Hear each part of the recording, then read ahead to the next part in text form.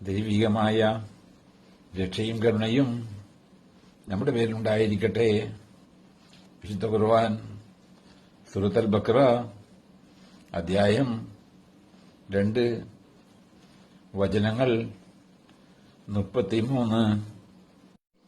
ബിസ്മില്ലാഹിർ റഹ്മാനിർ റഹീം.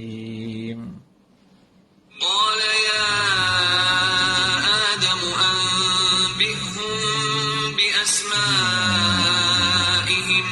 فلما أنبأهم بأسمائهم قال ألم أقل لكم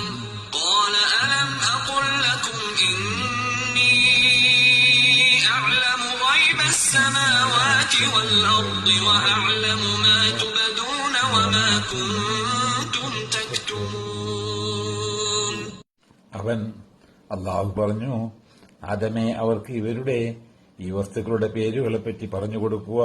അങ്ങനെ അദ്ദേഹം അവർക്ക് അവരുടെ പേരുകളെപ്പറ്റി പറഞ്ഞുകൊടുത്തപ്പോൾ അവൻ അല്ലാഹു പറഞ്ഞു, നിങ്ങളോട് ഞാൻ പറഞ്ഞില്ലേ, നിശ്ചയമായും ഞാൻ ആകാശഭൂമികളിലെ അദൃശ്യം അറിയുമെന്ന്.